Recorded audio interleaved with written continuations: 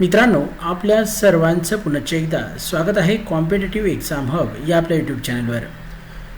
जे उमेदवार प्रतीक्षेमध्ये होते आणि अद्याप त्यांना नियुक्तीचे आदेश मिळालेले नव्हते, अशा सर्व उमेदवारांना दिवाळीचं गिफ्ट ऊर्जामंत्री यांच्याकडून देण्यात आलेलं आहे। मित्रांनो, या माध्यमातून 1900 उपकेंद्र सहाय्यक आणि 400 ज्युनियर अभियंत्याची पदं ही तातडीने भरण्याचं ठरलेलं आहे आणि ही आता आपली प्रतीक्षा संपलेली आहे। वीज कर्मचाऱ्यांच्या नियुक्तीचा अखेर मार्ग मोकळा झालेला आहे। सर्वोच्च न्यायालयात एक आर्थिक मागास प्रवर्गाबाबतची सुनावणी सुरू आहे। त्यामुळे महावितरणमध्ये विद्युत सहाय्यक आणि उपकेंद्र सहाय्यक इतरही नियुक्त्या थांबवण्यात आल्या आहेत।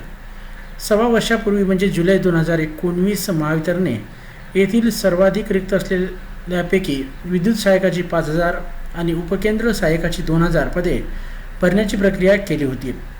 त्याची जबाबदारी दिलेल्या IBPS कंपनीला 4,84,00,000 रुपये महावितरणकडून अदा केले गेले। विद्युत सहाय्यक पदांसाठी 1,08,766 तर उपकेंद्र सहाय्यक पदांसाठी 32,983 उमेदवारांनी अर्ज दाखल केलेले होते। अर्जासोबत विशिष्ट शुल्क भरले गेले होते। ही प्रक्रिया पूर्ण झाल्यावरही महावितरणकडून निवड यादी जाहीर होत नव्हती। हा प्रकार जुलैमध्ये लोकसत्ताने पुढे आणलेला होता आणि या माध्यमातून अनेक आंदोलनंसुद्धा झालेली होती। ऊर्जामंत्री मुंबईतील बैठकीत 7 दिवसात निवड यादी जाहीर करण्याच्या सूचना ह्या महावितरणला केल्या। त्यानंतर आणखीन 2 वेळा बैठकीत ऊर्जामंत्र्यांनी सूचना दिल्यावरही पैकी उपकेंद्र सहाय्यकाची यादी वगळली आणि इतर यादी जाहीर झाली नाही। त्यामुळे बेरोजगाराचा रोष होता।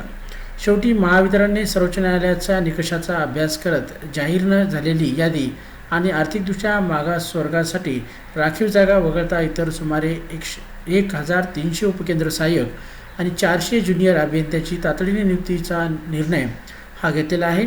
तर सर्वोच्च न्यायालयाचा निकाल येताच इतरही यादी तातडीने जाहीर केली जाईल असं सुद्धा सांगण्यात आलेलं आहे।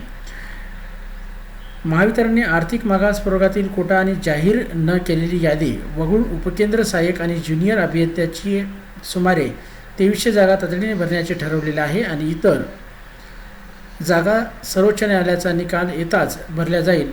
या निर्णयाने प्रतीक्षेतील उमेदवारांना चांगला दिलासा हा मिळणार आहे। तर मित्रांनो, अशा प्रकारे महावितरणच्या माध्यमातून ज्यांच्या नियुक्त्या रखडलेल्या होत्या त्यांचा मार्ग आता मोकळा झालेला आहे आणि आता आपण लवकरच आपल्या नवीन पदावर रुजू व्हाल। धन्यवाद।